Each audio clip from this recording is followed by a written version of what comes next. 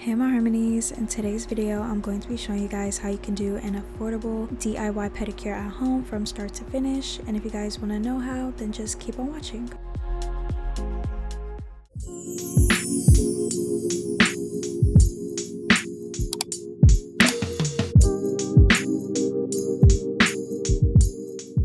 I have not done a pedicure in so long. Life has been super busy. Now I finally have the time, and you guys know I love doing a lot of things DIY. So these are all of the products that you're going to be needing. Everything is available on Amazon and they will be linked down below. First, I'm going in with my strengthening nail polish remover, and I'm just using this to wipe off any leftover nail polish that I may have, clear nail polish, any dirt, residue, natural oils, just whatever that I have that needs to be removed before I push back my cuticles. Next, I'm going in with cuticle softener and some water. Softening the cuticles will help them be pushed back easier and remove any dead skin that's on top of my nail near the cuticle.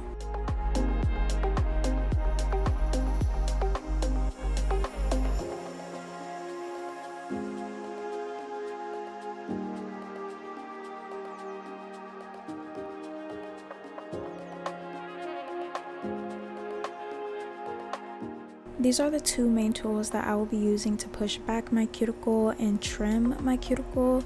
First, I'm going in with the cuticle pusher. In my opinion, I feel like I have super long cuticles, so it's a must-have for me to push them back and trim them, especially when it has been months since I've done my pedicure. Maybe twice a year I do get a luxury pedicure at a spa, but most of the time, like 90% of the time, I do my own pedicure. It's way more affordable and I don't have to worry about any damage being done to my nails. If you guys had seen my last self-care beauty maintenance vlog, then you know I had talked about the last time that I went to get a pedicure. The nail lady messed up on my toes and it took forever for them to regrow and get strong again. She buffed them too much and it was just a crazy experience, and I don't wish that on anyone because that stressed me out so bad. With pushing the cuticle back and cleaning underneath the nail with using the other side, it'll help make your nails look more neat, so I do not ever skip this step.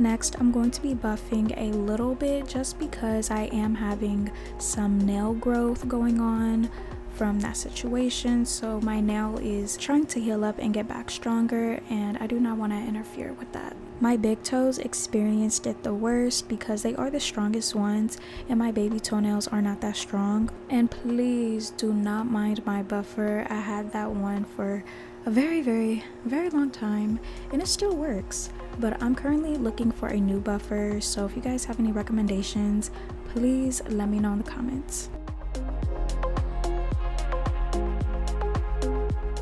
I'm going in with this Kiss nail file and I'm just going to be filing my toenails. I like the shape of my toenails to be square. Strictly square, not round. Are you team square toenails or round toenails? I'm team square all the way.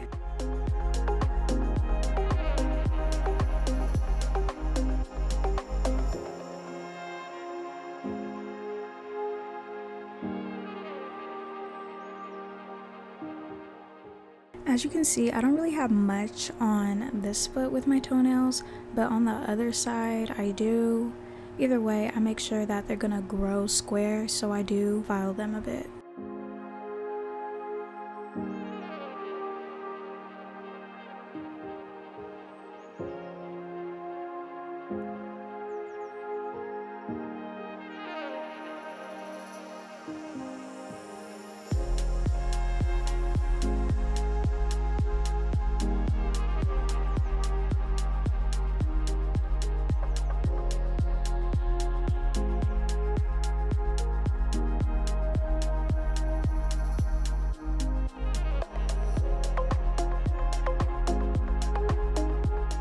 I'm gonna take an alcohol swab and wipe off any cuticle softener that I have left over on my toenails, and I want to make sure that the nail polish on my toenails is gonna last me a month to a month and a half.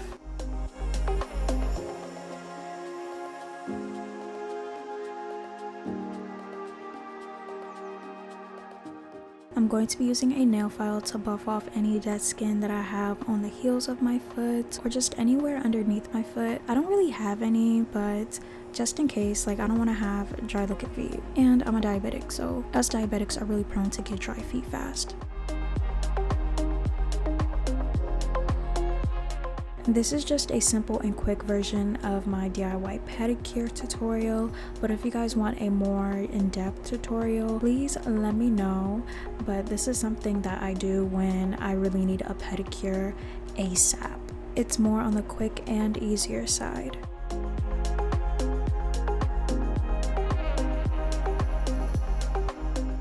Now it's time to paint the toes, and first I'm going to be using my Sally Hansen's top coat and base coat. It is a 2-in-1, and I do have to wear these toe separators so I do not mess up the nail polish, because without these I'm gonna end up messing up. I'm gonna let you guys know right now, I've been using this base and top coat for years, and I mean since I was like in elementary. I love this base and top coat so much. It is a 2-in-1 and it's never done me wrong. This is going to help protect my nails from coloring, staining, and help make the main nail polish last longer. Then you're going to want to let them dry for about 2 to 3 minutes.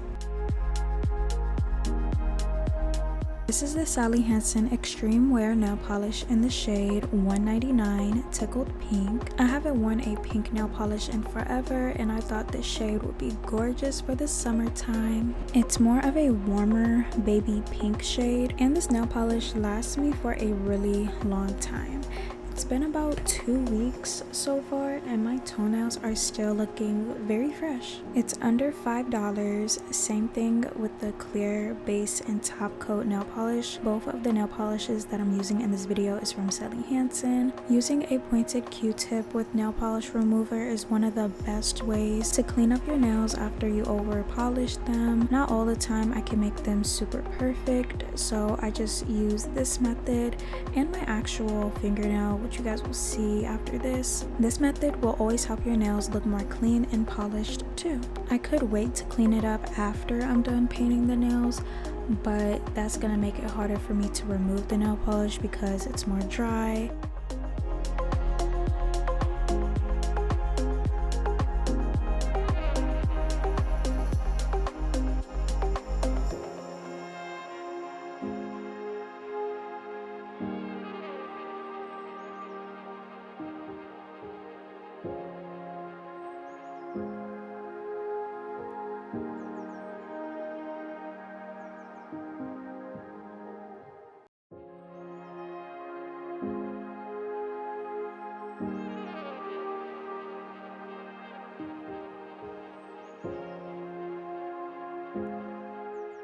I'm just going to be doing the exact same method with my other foot.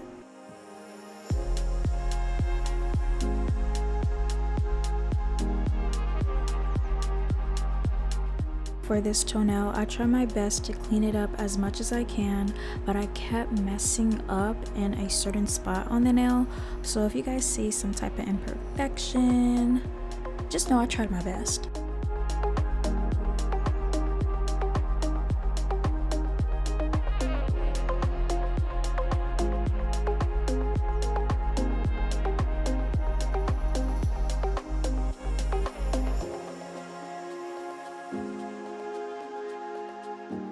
Next, I'm applying a second coat because I do notice some streaks with this nail polish.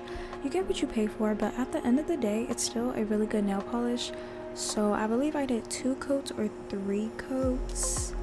Maybe play it safe with 2 coats, but it depends like how pigmented you want the nail polish to be.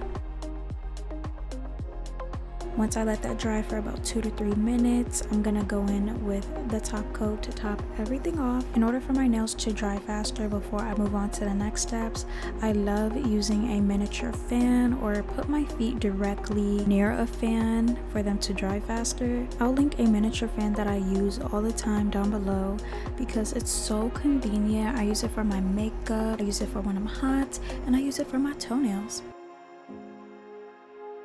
I'm going to be using one of my favorite foot creams, and it's the Soap & Glory Heels Genius foot cream. It's super thick, it has a cooling sensation, it's moisturizing, my feet love it, and it's just one of the best foot creams that you can use.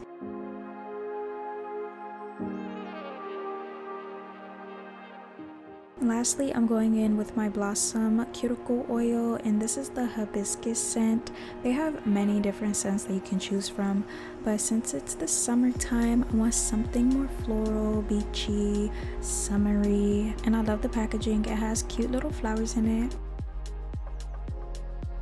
And this is how you can do your own DIY pedicure at home. It's super affordable, it's super easy, it's super quick. Let me know if you guys want to see more pedicure videos like this. Leave a heart emoji if you made it to the end of this video. I love you guys so much, and God bless you all in Jesus' name, and I'll see you guys in my next video.